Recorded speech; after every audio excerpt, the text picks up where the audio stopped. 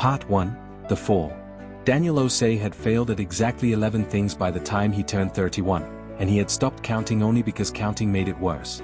There was the restaurant that closed after 14 months, taking his savings and his father's trust with it. There was the marketing agency he'd co-founded with his college roommate, which folded quietly during a slow year when neither of them had the stomach to keep pretending it would recover. There was the fitness app that got 3,000 downloads and then nothing, ever again. There was the relationship that ended not with a fight but with a long, tired silence, because he had been too busy chasing the next idea to notice the one thing that was actually working. 11 things. He'd stopped writing them down in his notes app after the 8th one, because scrolling through the list felt like reading his own obituary in installments. By the time he sat on the floor of his apartment on a Tuesday night in March, surrounded by unopened mail and a laptop showing a bank balance that made his stomach drop, Daniel had built a very specific kind of expertise. He was an expert in starting. He knew exactly how it felt to be electric with an idea, to stay up until 3 a.m. sketching plans, to tell everyone he knew that this was the one. He had that part down cold. What he did not know, what he had never once figured out in 31 years, was how to keep going after the electricity ran out. Every single time, without exception, the same pattern: explosive beginning, brutal middle, quiet death. He could recognize it now the way you recognize a song after the first 3 notes. And recognizing it didn't stop it. It just meant he got to watch himself fail with better information each time, which somehow made it worse. His phone buzzed. A text from his younger sister, Abina, who had somehow become the responsible one despite being 4 years younger and infinitely more chaotic in college. "Mom says you haven't called in 2 weeks. You good?" He stared at the message for a long time before typing back. "I'm fine. Just busy." He wasn't busy. He was the opposite of busy. He was a man sitting on a floor at 11 p.m. with nothing to do and no idea, for the first time in his adult life, what to try next. The silence was the worst part. Silence meant no new plan was forming to distract him from the last one's wreckage. He put the phone down and looked around his apartment. Really looked, the way you look at a place after you've lived somewhere so long it's become invisible. Dishes in the sink from 3 days ago. A treadmill in the corner that had become, with total predictability, a place to hang laundry. A shelf of books he'd bought because their titles promised transformation and had never finished past chapter 3. A framed photo from the restaurant's opening night, him in a chef's coat he'd since given away, grinning like a man who had no idea what was coming.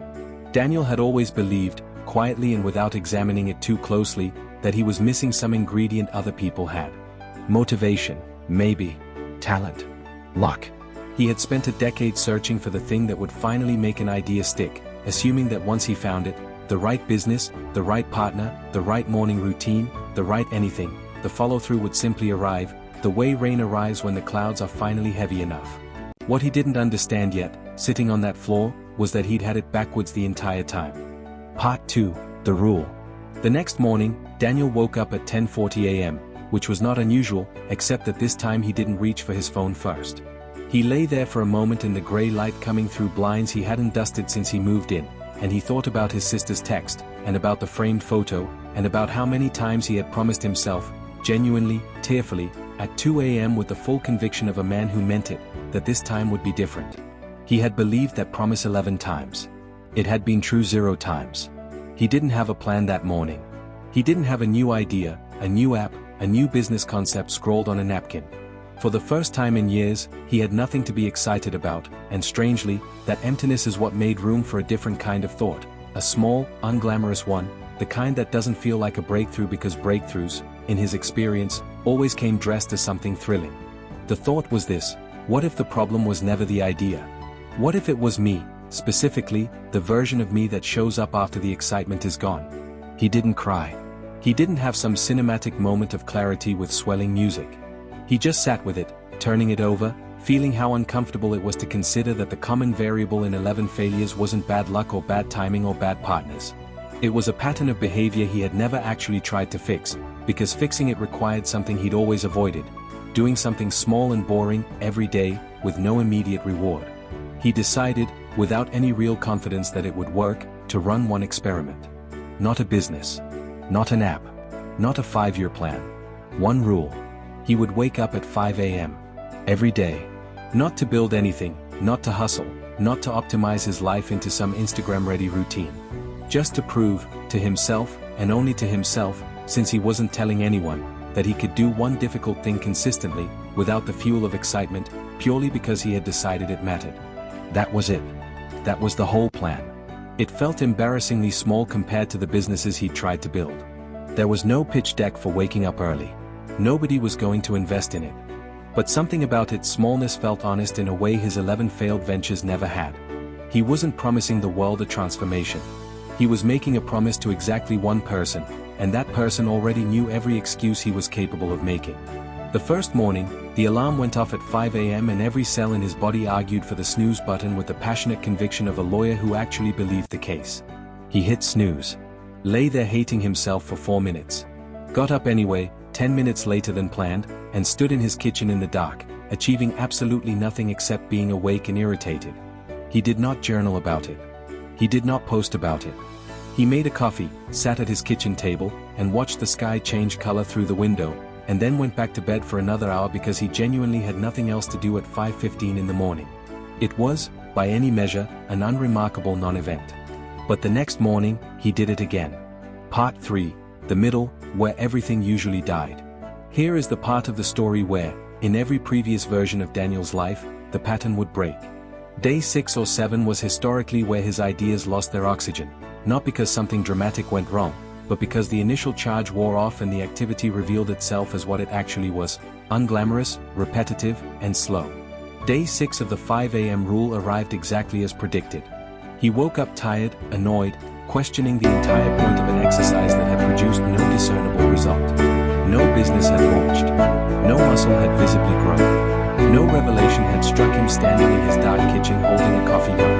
He lay in bed rehearsing the argument that had ended every previous attempt at anything. This isn't working. I should try something else. Maybe the timing is wrong. Maybe 5 a.m. isn't actually the right approach for someone with my schedule. It was, word for word, the same internal monologue that had ended the restaurant, the agency, the app. He recognized it this time, really recognized it, the way you recognize a manipulative friend's opening line, and for reasons he couldn't fully explain, that recognition was enough to make him distrust the thought instead of obeying it. He got up anyway. This became, without him fully noticing it happen, the actual practice. Not waking up at 5 a.m. Which was really just a delivery mechanism. The practice was noticing the moment his mind produced a perfectly reasonable sounding excuse to quit, and doing the thing anyway, specifically because the excuse sounded reasonable. He started to understand something that no book on his unread shelf had managed to teach him in 3 chapters. Discipline wasn't a feeling you waited to arrive. It was a decision you kept making in the exact moment you didn't feel like it, over and over, long after anyone was watching or cared. Week 2, he added something small, 15 minutes of walking after he woke up, since he was awake anyway and the alternative was scrolling his phone in the dark like a man guarding a grave. Week 3, he added 10 push-ups, then 20, not because he had a fitness goal but because his body had energy at 5:20 a.m. that needed somewhere to go. None of this was engineered. He wasn't following a program. He was simply present for his own mornings for the first time in years, and small additions accumulated the way debris does at the bottom of a river, not by force, just by staying in the current long enough. Something else happened, subtler and slower. The 11 failures started to feel different in his memory. Not erased, not excused, but recontextualized. He began to notice that in every one of them, he had been extraordinary at the parts that required inspiration and catastrophic at the parts that required none. The 5 a.m. rule was the first thing in his adult life he had done specifically because it required none. His sister called him in early April, and this time he picked up on the second ring instead of letting it go to voicemail out of a shame he hadn't examined until that moment. "You sound different," Abina said, 20 seconds into the conversation. "I haven't done anything," he told her, which was true, and also, he was starting to suspect, not the whole truth. "You picked up the phone," she said. "That's new." Part 4, What Actually Changed. By June, 3 months in, Daniel had not launched a business. He had not quit his job, which he'd taken after the agency folded, doing account management for a mid-sized logistics company, work he'd always privately considered a placeholder for the real life he was supposedly building elsewhere. He had no new app, no new pitch deck, nothing that would look like progress in the framed photo, opening night since he used to measure everything by. What he had was 91 consecutive mornings.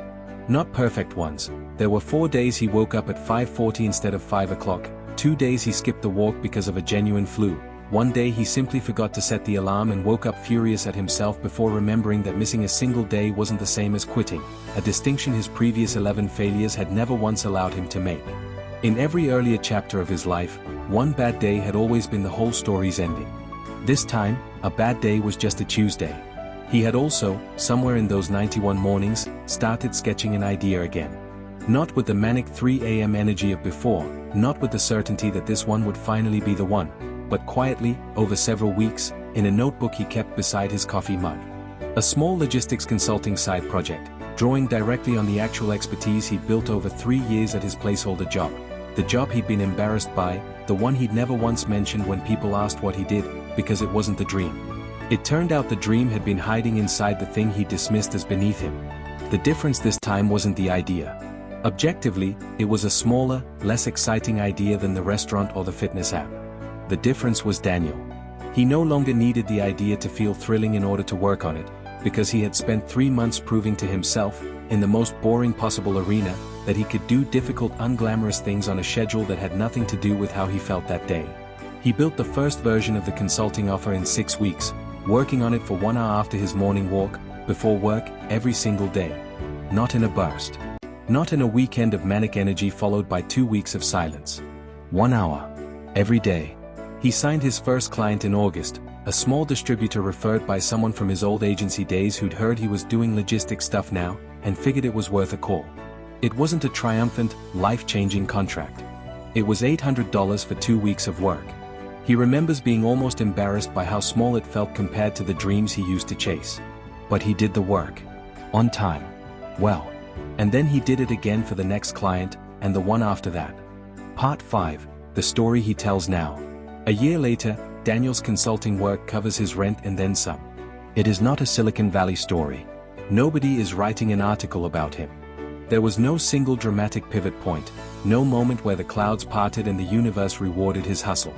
If you asked him to point to the day everything changed, he would tell you, somewhat unsatisfyingly, that there wasn't one. There were roughly 100 small, boring mornings that nobody saw, that produced no visible result on any individual day, that only became a story in retrospect because he refused to stop showing up to them. He still wakes up at 5 a.m. It is no longer a rule he grits his teeth through.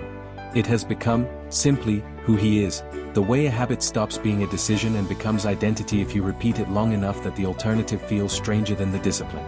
He still has days he doesn't want to get up. The difference is that wanting to is no longer a requirement. When people ask him now, a few have started asking, mostly people who knew him during the restaurant years and are curious what happened, what changed. He doesn't give them a strategy. He doesn't tell them about market research or the right business model or finding his passion. He tells them the only true thing he knows. I stopped waiting to feel like doing it. I decided the feeling wasn't the requirement. And then I just didn't stop, on the boring days, when nobody would have noticed if I did. He knows how unsatisfying that answer is. It doesn't fit on a poster. It isn't a formula anyone can sell. But it's the truest sentence he has ever said about his own life, and he has earned the right to say it exactly because there was no shortcut in it. Because for 31 years, he searched for the shortcut, and the whole time, the only door that actually opened was the plain, unremarkable one marked "Do it again tomorrow, whether you feel like it or not." The framed photo from the restaurant's opening night still sits on his shelf. He kept it, in the end, not as a monument to failure but as a reminder of the version of himself who believed the idea had to be the exciting part. He knows better now. The idea was never the hard part. Getting up on day 6 always was. Hey everyone, thank you so much for watching today. If this video helped you learn something new or gave you that extra push, make sure to hit that subscribe button and leave a comment down below telling me what you want to tackle next. Your support is everything, and I promise you, we are just getting started. I am working behind the scenes right now to bring you even higher quality tutorials, stunning visual guides, and game-changing features that will make your workflow smoother than ever. Stay tuned, keep growing,